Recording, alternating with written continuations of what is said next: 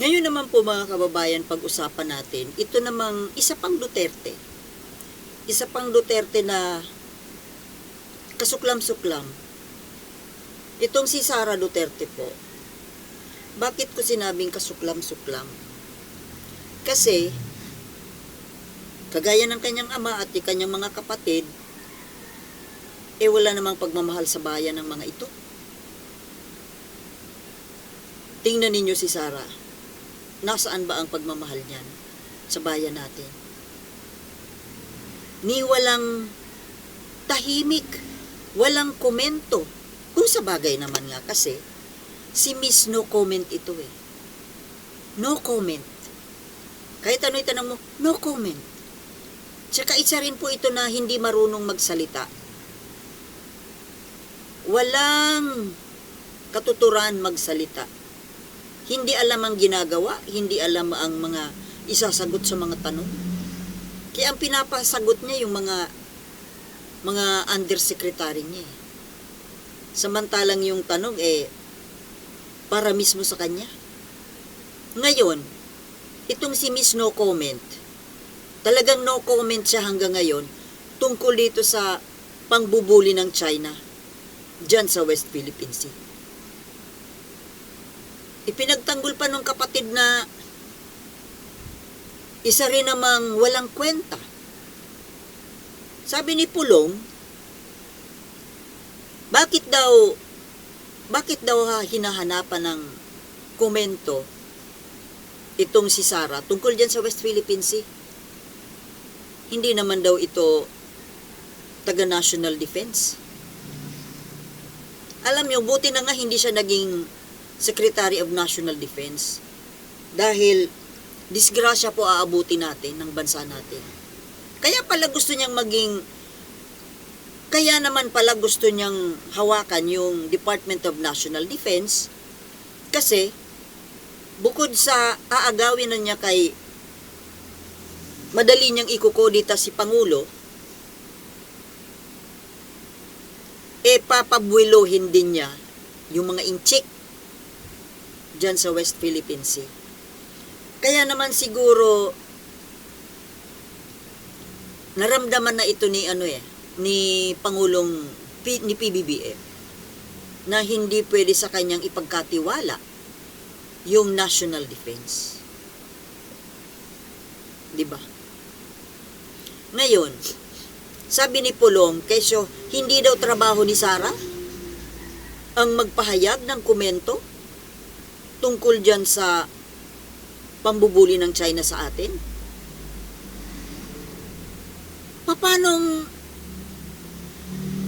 Papanong hindi trabaho, hindi raw obligasyon ni Sara bilang Vice President at Secretary of Education yung pagpapahayag ng saloobin tungkol dyan sa pambubuli ng China. Walang connect sa Department of Education, even sa pagiging Vice President. Hello, Pulong, nasaan ang utak mo?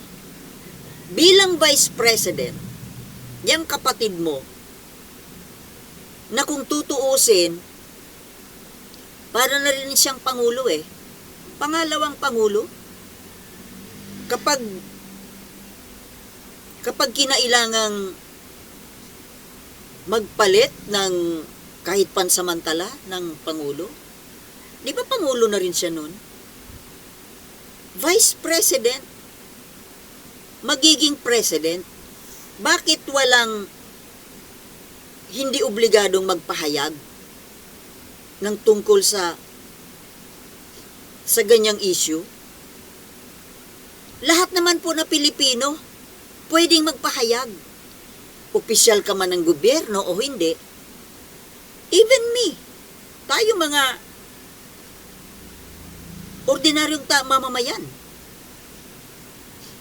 karapatan natin na magpahayag ng reaction, komento tungkol dyan sa ginagawa ng China. Kasi may pakialam tayo. May pakialam tayo at damay tayo bilang Pilipino, hindi bilang isang DepEd Secretary or bilang Vice President. Hindi obligado. Kung yung ordinaryong ngang mamamayan nagpapahayag ng saloobin tungkol dyan sa West Philippine Sea, kayo pa kaya na mga nasa gobyerno? Hello! Kayo talaga hindi papasok-pasok kayo sa politika, papasok-pasok kayo sa trabaho na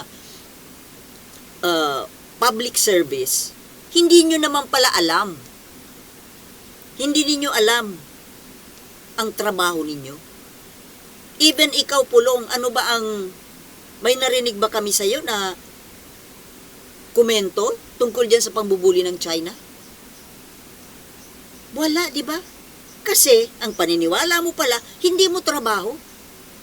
Kesyo trabaho daw yan ng mga foreign policy architect, taga national defense lang. Mali ka, Pulong. Lahat tayo may karapatang magsalita. Lahat tayo may karapatang magsalita ay pagtanggol. Ipagtanggol ang ating bayan. Being a Filipino citizen. Not because you are a secretary of whatever department. Kung yung mga foreign citizens, foreign leaders, kinukundina yung China sa ginagawa nito, nagpapahayag ng saloobin, ibang tao yun Kung tutuusin, wala silang kinalaman, wala silang pakialam sa atin, pero nagpapahayag sila ng saloobin nila. Tapos tayo mismo nga Pilipino, hindi, magno-no comment lang, walang pakialam. Anong klaseng Pilipino kayo? Kayong mga Duterte. Kayong mga Duterte at kayong mga suportador ng Duterte. Nasaan ang pagka-Pilipino ninyo? No comment. Hindi trabaho. Hindi daw, mga kababayan, hindi daw trabaho ni Sara na magpahayag ng magkomento tungkol sa mga ganyan.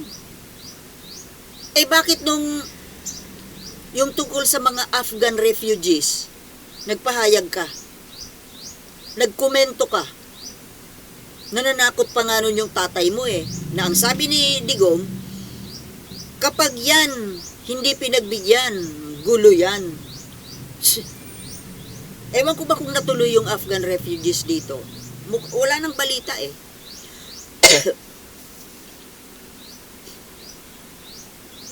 Mga issue na hindi naman siya dapat magbibigay ng komento, nakapagbibigay siya, di ba?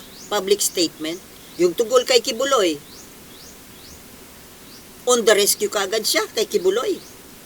Public statement. Ano pa? Marami kung yung basketballista nga napansin ang ginamit pa na letterhead doon sa sulat niya doon sa basketball player papel pa ng DepEd. O di ibig sabihin, official statement. Ginamitan mo na ng ng office stationery. Tapos ikaw yung nakaupo na Vice President. Bilang Vice President, nagpadala ka ng sulat doon sa basketball player.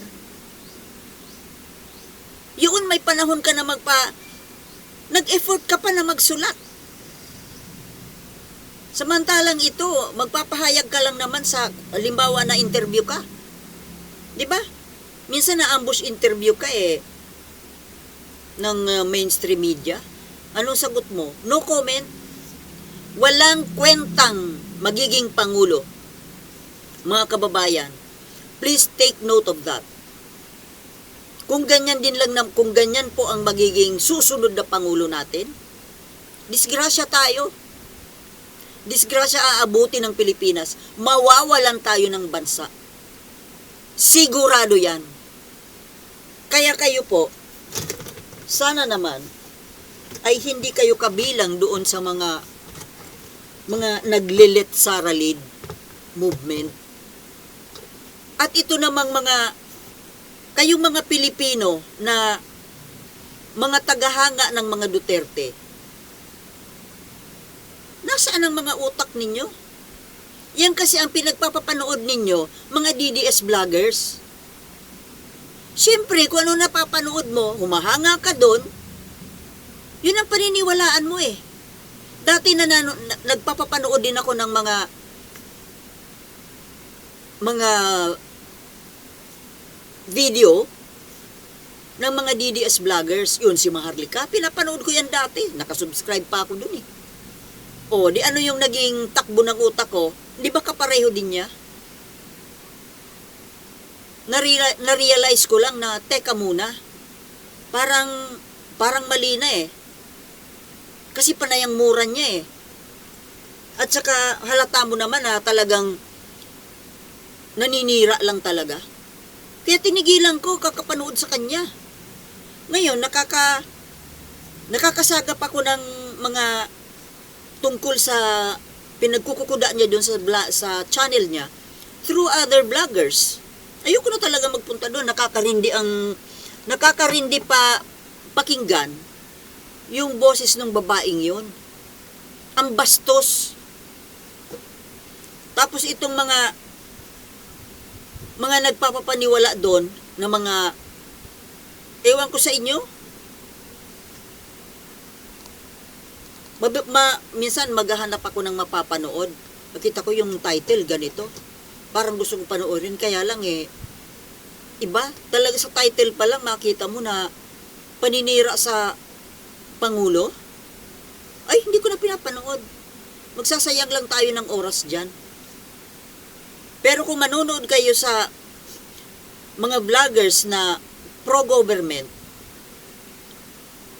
maayos ang magiging takbo ng utak mo.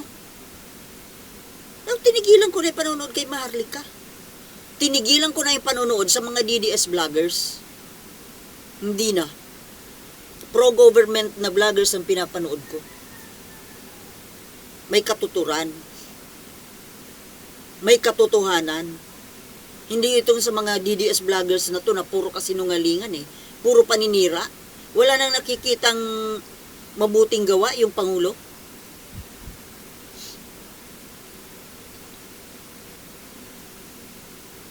Ito si Sara.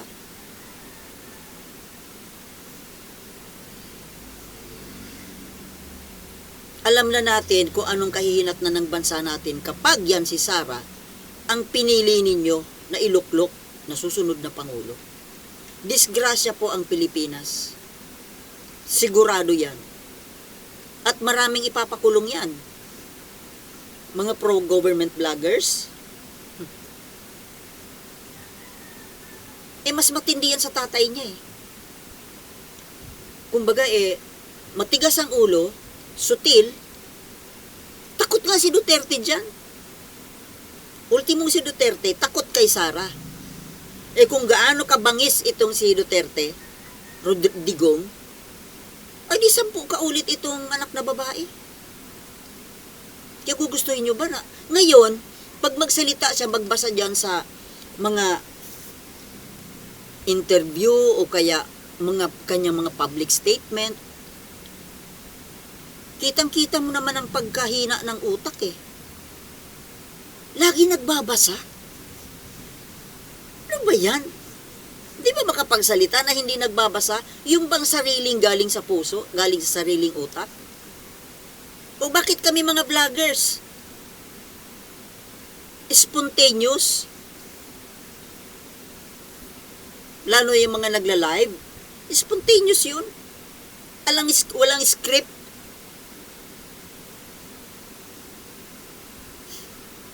Hindi ako nag-edit. What you see is what you get. Walang edit. Kung ano yung Yun na yung sinabi ko, yun na yun. Ang klaseng mga magkakapatid ito, mag-aama. Wala man lang sa ibang mga issue na walang katuturang issue, ang bilis magpahayag ng komento. Pero itong life and death of a nation, itong tungkol dyan sa West Philippine Sea, no comment. Alam mo, pag na-excite ako sa pagdating ng 2028 national elections. Kasi presidential ang tatakbuhin niya eh. Nung nakaraang 2022 campaign, never mo siyang nakita na nakipagdebate. Hindi siya sumali sa mga debates. Sabi ko, bakit ganun si Sara? Ayaw niyang ma-expose. Kumbaga, media mileage yun eh. Well, siguro, kasi nakakasiguro kasi siya na mananalo siya. Kaya no need. Pero hindi po kasi yun eh. Kailangang marinig ng taong bayan yung mga programa mo, yung plataforma mo. Gusto marinig eh. Kaya ito, sa darating na eleksyon, na presidential elections, mukhang hindi yan mag-a-attend ng mga debate. Dahil nga, wala nito oh. Ala namang alam. Sus Mario, walang alam. Kaya nga takot makipagdebate eh. Takot ma-interview. Kailan ba yan nagpa-interview? Nagpa-press con? Kasi, takot siya humarap sa mga media. Kasi wala ngang laman ng ulo.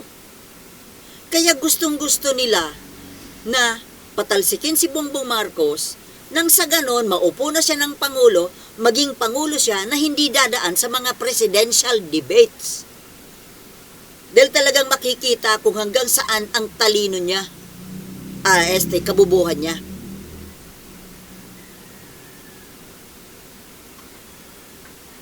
Kahit ako, magdebate kami dyan ni Sara, ewan ko na lang. Yabang mo naman, Sultana. Oo nga, yabang ko. Totoo lang. Gusto ko siya makadebate.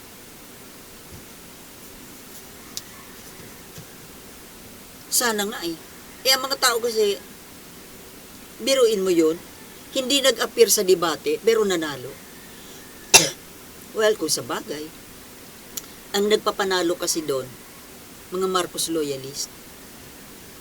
Ngayong darating na eleksyon, iboboto ba siya ng Marcos loyalist? I doubt. Siyempre hindi. Kahit na hindi Marcos loyalist, kahit Dilawan, hindi yan iboboto si Sara. Dito lang siya, kunwari sa mga anong tawag dito, mga survey, siya ang nangunguna. Excuse me. Nakakaduda yan. Sino ang nagpa-survey? At saka sino ang mga pinagtatanong? Ibase na lang po natin sa mga rally. Di ba nagkaroon ng rally tungkol kay Sara? Diyan sa Liwasang Bonifacio. Hindi yung prayer alley. Rally lang talaga para kay Sara. May nag-attend. 20 pirasong tao lang yata eh. Kaya itong mga pa-survey na ito, hindi ako naniniwala dyan. Lalo na kapag ano ba yung kuha ni Tikia? Yung si Tikia? Ano pangalan? Kapag yun, talagang biruin mo, sa mga survey, si Bato, si Bongo, pasok? Excuse me. Sino ba may gusto kay Bato? Kay Bongo? Kung sa totohanan lang po na botohan, ewan ko lang kung pumasa ang mga yan. Ay nako. Sana po wala ng Duterte. Kasi ito ang mga panggulo sa ano natin eh. Panggulo sa lipunan. 'Di ba? Wala namang pagmamahal sa bayan yan eh. Ang mahal nila, sarili nila, pamilya nila, at yung mga barkada nilang inchi. Tama hindi? Yung mga kababayan, sana ipag-share po natin yung mga pinapanood ninyo na mga vloggers na mga pro-government. Kasi kailangang i-educate natin ang mga tao. Boto ng boto eh. Ewan. Sige po mga kababayan, mahaba na naman kasi ito. Ang dami ko pa sanang gustong sabihin eh. Kaya lang, mahaba na. Again, thank you for watching. And as always, mahalin po natin ang ating bayan dahil ito lamang po ang nag-iisa nating tahanan. This is your friend, Sultana de Manila. Thank you for watching and peace.